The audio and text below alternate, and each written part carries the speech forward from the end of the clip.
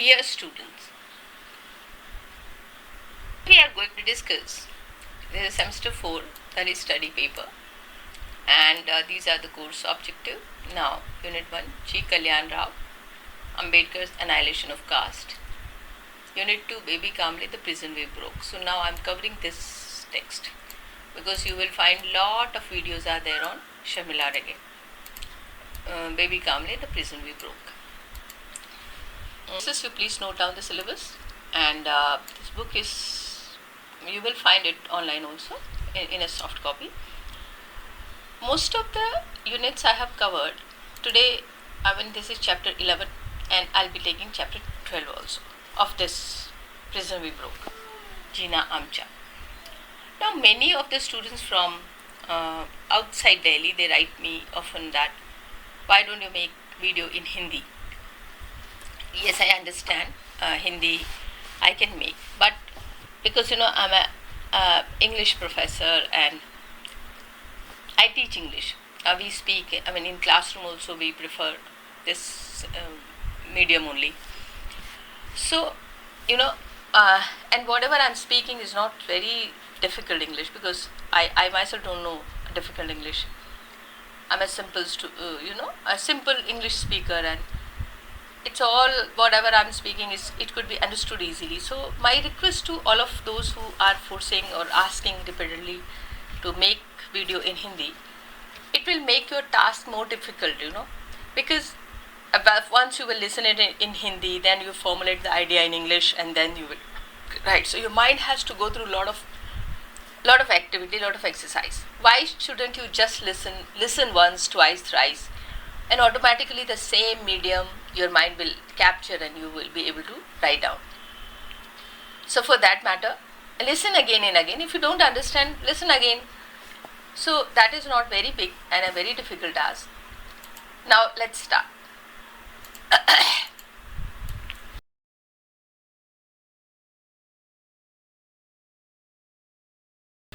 I made a firm resolve at a young age to lead my life according to the path sketched by Dr. Babasaheb Ambedkar, the light of my life. His principles have exercised a strong influence on me. However, there were other things that influenced me as well. Cinema, for instance. A man called Gabu Kothari set up the first cinema hall in Faltan. The first film he screened was Sant Tukaram, based on the life of famous Marathi Sant Tukaram. A ticket cost 1 anna. The hall was nothing but an enclosure with bamboo walls. People had to squat down on the sand since there were no chairs.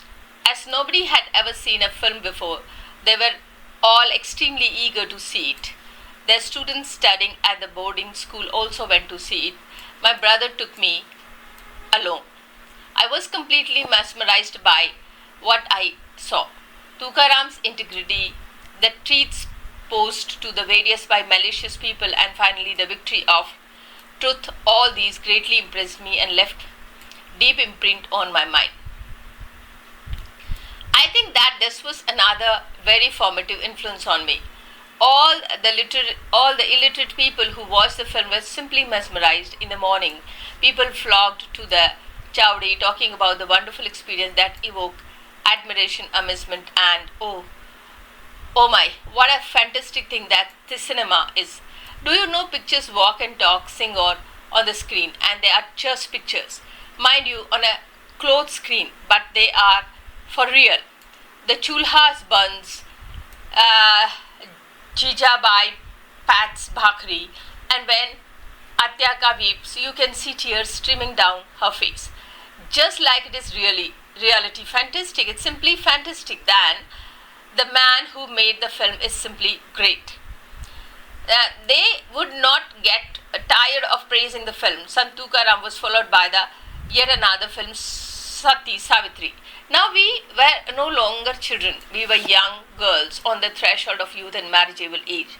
When we saw Sati Savitri on screen, some of the strength and willpower lying dominant with us were awakened. There was now a new determination in our hearts. Even in the Savitri's life left a deep impact on my mind, such as Savitri pulling her husband's cart, braving the storm, stopping sun from shining, the sheer grit with which she challenged her destiny and above all, her ability to face life's adversities.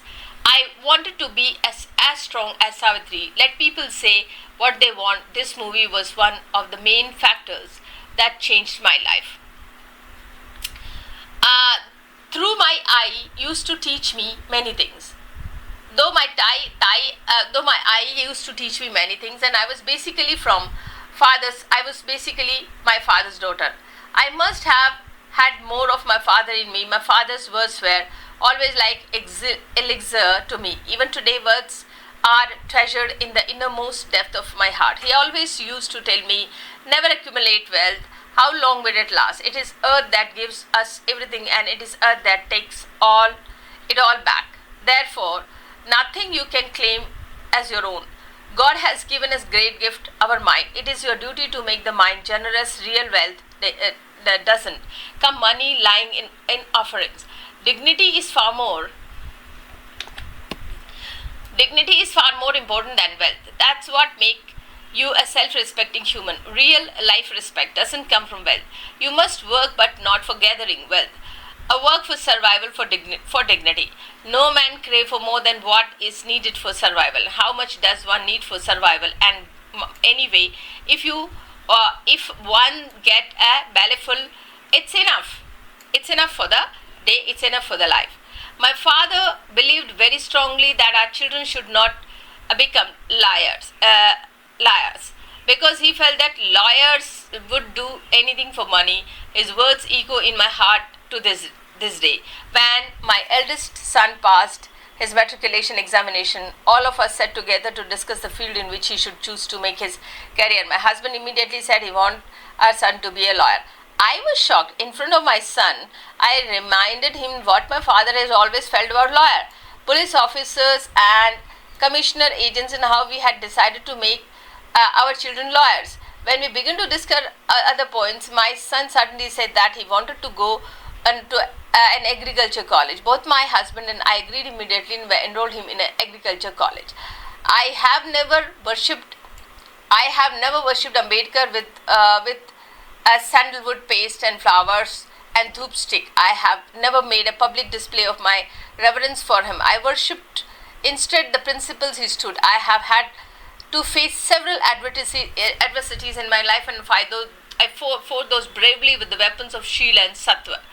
I have remained happy in my poverty because I managed to keep my family on the true path.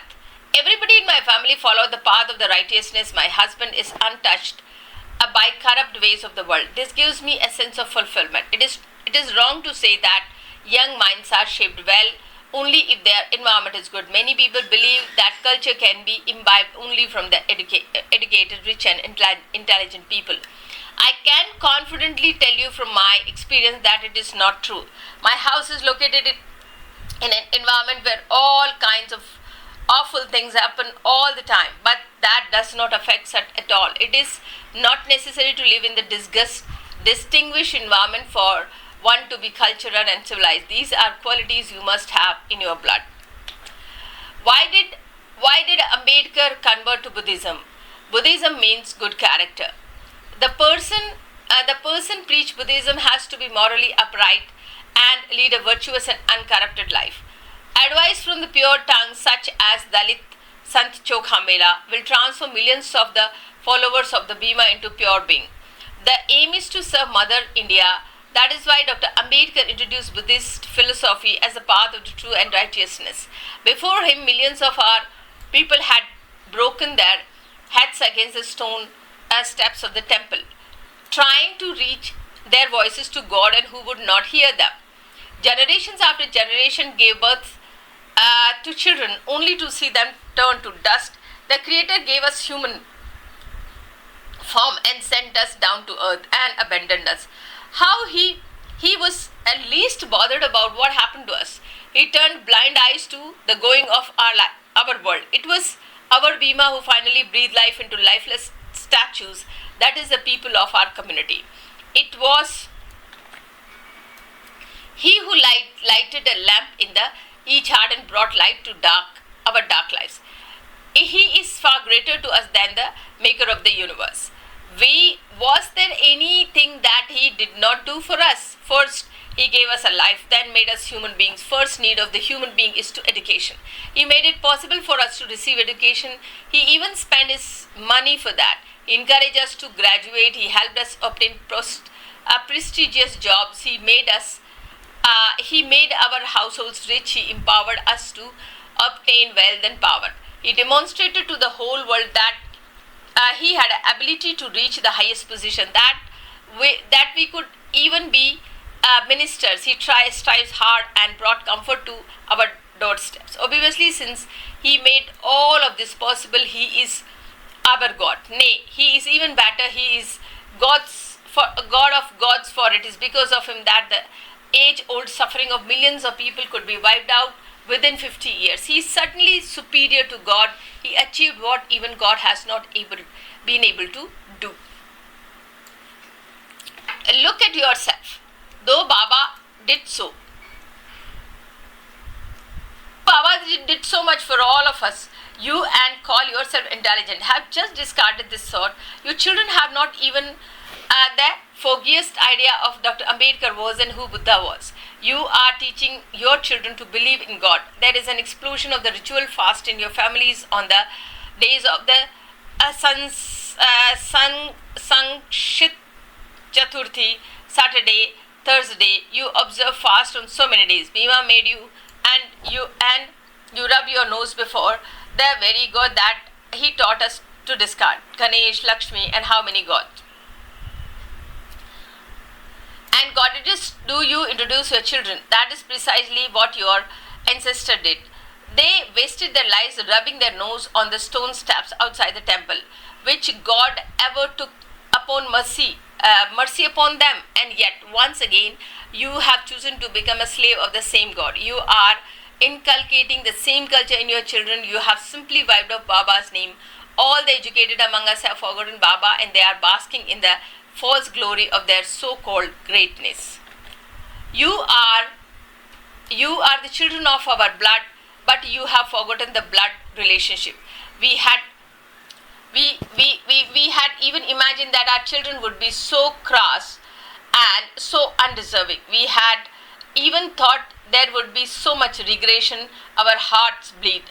Our chalk. Finally, it is parties that we have given birth, and from that lanes to the high throne of the Dalit. Everybody is dying to be a leader. There is cutthroat competition among the climbers, each plotting against the other. The real world is the world of glorious sacrifices of Bhima. We owe our happiness lives to this sacrifice, his sacrifice. That king among men gave his life for the oppressed like us. The real leader is known by his intense desire and power to transform everybody in his own image. He wants every life to be bright, every home full of light. He wants the light to seep into every nook and corner of the society. He wants the entire edifices of society to be built on the foundation of the Shil, Sattva and Niti for the glory of our country. Now you just have to remember, these are the points we need to discuss. Shil, Sattva and Niti. These are the basic principles of Buddhism. So Dr. Babasaheb Ambedkar talk about the strong character, honesty and the truth inside even in the thoughts of humans. So these are the basic principles Ambedkar trying to give, and that is coming from the Buddhism. Mother India, who gave birth to these principles, we are fortunate to be born here as a children. Life does not mean wealth or comfort. It is a state of pure being. Baba could easily have earned mountain of the wealth and he so desired, but he did not. Why? Because wealth would have destroyed all the sense of duty. Man is born with a duty assigned to him, to work for the other. This was Baba's principle. He gave his entire life in the service of the poor and helpless Dalit brethren. He lived for the Dalits. Each droplet of his blood was meant for their well-being. He poured life into every fiber of our being. His life was like a piece of sandalwood. The wood loses itself as it is ground into paste, but the fragrance lingers. Likewise, Baba's mortal body died, but his work lives on. and it will remain forever. His spirit too will last forever. His name will continue to live as long as the sun and the moon are in the sky. His words are eternal. They have conquered death. So this is, this language is so simple. What else you expect me to do? Do you think that I need to translate it or speak it in Hindi? This is easy enough. The one lesson that we must learn from Baba's life is that we must serve others. Baba was like the sun. We can at least try to be like the fireflies. We too can shine and give some light to the others. We can we not? We may not be able to work for 40 hours a day, but little time out of our busy schedule is not too much to expect. It is, friends, you may be busy for 6 days a week with your own work, that without giving a half day each work for the poor. Believe me, you will achieve a lot. If all educated people show a little sympathy for the weak, it will be great service to the society. Those weakening will receive a new breath of life. They will be able to take at least a few faltering steps ahead. All you need is a little support. We need therefore a group of the intellectuals educated to the task of pulling out these helpless people from the mire of poverty. It is our duty to ignite new spark in the community that has benefited of all life. Today we live in bungalows. You have wives who are educated. Your children are graduated, and you have occupied high position in the society. You are going to continue the tradition of the fighting of the human values and rights of the downtrodden. So life is of the same quality as a life lead in heaven. Did our people ever enjoy such a life? Because before Ambedkar movement, before Buddha's movement, Jyotiba Phule and others, Renaissance movement in India, the condition of the untouchable was beyond even imagination, and they were not considered even humans. You must remember that it was one man who achieved the impossible task of transforming beasts into human beings. That glorious ray filled millions of lives with brightness. That poor stream managed to wash away the sins of all the people. He was the only man who made it possible for millions to taste a drop of elixir. There are so many intellectuals today, millions of them crawling around. Why it is that none of them are able to provide leadership even to the small section?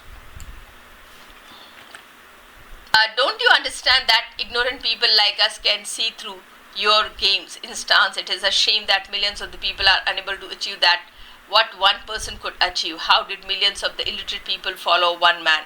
He was a man who believed in himself. He had courage and fortitude. He was neither a defeatist nor an escapist. His words had the sharp edge of Vajra. Nobody could seal his lips with bribe. He had fire coursing through his veins. He had iron in his soul. He never changed his position, nor did he ever compromise his principles of selfish again. Money, prosperity, fame, nothing could tempt him. He understood the time. Whims and fancies did not sway him. His heart was soft and tender, full of love for the downtrodden. He never sacrificed helpless people for his own selfish motive. His character was spotlessly clear, without any blemishes. What about us? Our dark settlements do not have even an iota of clean space. There is a world of difference between him and us.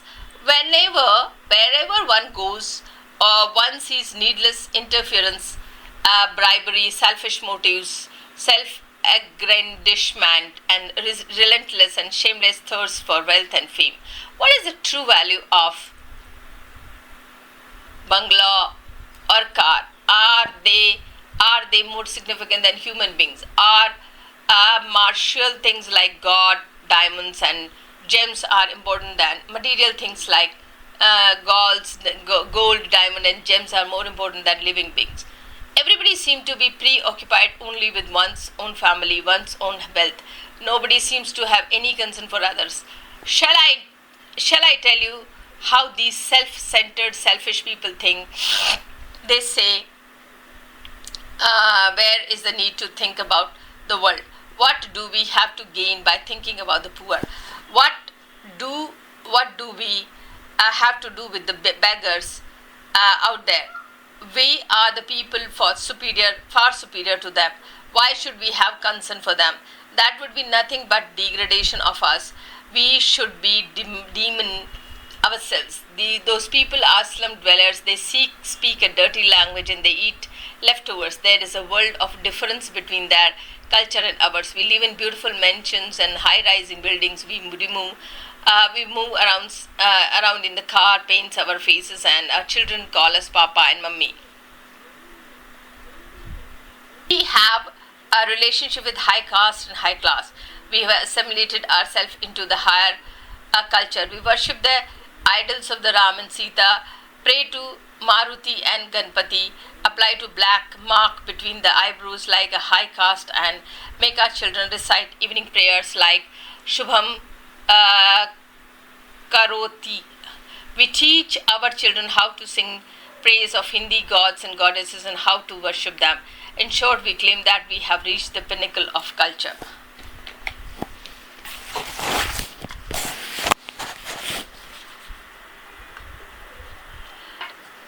Your practices, parasites of the high caste, you have received the Buddha's religion from the Baba Sahib Ambedkar that teach us to exercise once the right to humanity. Generation after generations of our ancestors wasted themselves in the service of the high caste, who are like cunning thieves. But still, some of us will not give up, and shouldn't we be ashamed of ourselves? Do you think our struggle was worthless? Baba gave away his whole life for us. Is even that worthless? Some of us have chosen to discard our sights and be deliberately blind. I ask you, do you want to again get into the habit of groping in the dark with a stick just like your ancestors? You narrate the stories of the gods as if it is true history. The high caste tribe very hard to keep alive the stories from the Ramayana and Mahabharata in a mind of young generation. They impress the young minds of the children and stories from the Puranas. But look at yourself. You have forgotten real history.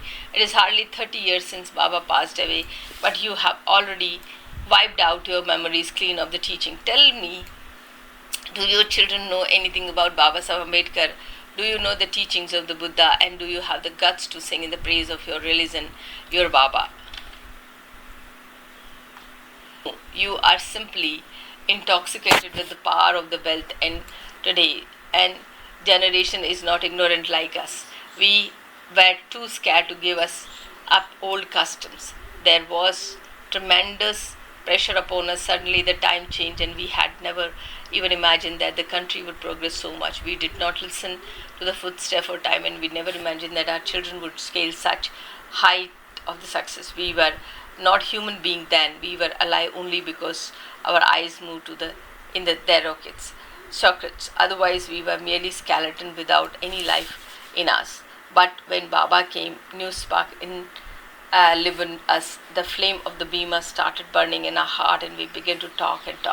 And we became conscious that we are two human beings. Our eyes began to see, and our ears listened. Blood started coursing through our veins, and we got ready to fight soldiers. The struggle yielded us and education and religion of the Buddha. By giving this religion, Baba let us back the lap of our real mother, and whom we have stayed so far. What more could a father give to his children? What more do you want? Whatever wealth he had, he left it for us. We have cherished this treasure. We have to use it as well. Today, many of our daughters and daughter-in-laws are graduated, and they are 100 times more superior to ignorant women like us. Even if their husbands forget father's glory of their so-called greatness, it is duty to reprimand their husbands. They should tell us that remember what you are today solely because of Baba Sahib Ambedkar. This life of luxury has been possible if you become him, and but for him you would have to spend your life in some hut and earthen pots, with earthen pots. Have been begging around for food and biting carcasses to fight the pangs of the hunger, and what would have been the state of our children, dressed in a rags and willing some dark corner of a cry together. They would have served the uh, high caste days and nights, being flogged for some small mistakes, and they would have to survive on flogging than on the food. The monopoly over leftover from the high caste houses would be yours, and it was our Bhima who rescued you from the terrible fate. He showed us this golden day. You must fold your hands to this great man's self-sacrificing soul, and introduce him to our children. He had made us what we are now. He had made this new life for us. It is to him that we owe our present prosperity. Last part. It is the duty of educated women to impress this upon their younger children. They should portray this in the poems and teach them to their children. Though all our programs, we must portray the lives of the Bhima and Buddha. We must see it to our children and imbibe the principles of the Buddhist religion. Then alone we shall be able to call ourselves the children of Bhima. Character, truth, and morality are the essence of our constitution. Character is the pillar of this constitution. Truth is its roof, and morality is its foundation. This is the home of humanity. This is our house decorated with these three jewels. Baba wanted it to be the residence of entire human race. If the whole of the human race reached the path of these principles, the only sky would be the limit of the mother of India. What do I have, Bhima? What can I offer to you? Except for flowers, you gave the voices to our suffering soul. Each flower that I offer is nothing but a burning grief, with the tears flowing from my eyes. I wash your feet. The fire raging in my heart has ignited this flame, and through the flickering of these flames, all I see is Buddha and Bhima. A 7th century Marathi saint Tukaram was born in Kunbi caste and belonged to the Avarkari sect, and he is for the radical critique of the oppressive Brahmanical tradition. Chokha Mela was 14th century saint poet and from Mahar caste, and devoted a god Vitthal at Pandharpur, and he was greatly influenced by Namdev, the Avarkari poet from the Tailor caste, and he has composed many abhangas, and he has been described as the first Dalit poet. Shubham Haroti is a sun-sluit sloka sung of Brahmin household and part of the evening prayer. And Shubham Karoti Kalyanam Aragyam Dasha Dana Dhana Sampada Ashatru Buddhi Asha Deepa Jyoti Namostu. O God, please bless us with the health and wealth. Be a light and lamp, pray to those it is to all level and intelligence. So I end up here, and these are the two chapters, chapter 11 and 12 we have done. Now this is the end of this book. So almost every single chapter I have made it as a reading or explanation, and this is available on YouTube. Kindly visit this, listen it again, share with your friends, and read it again. God bless you.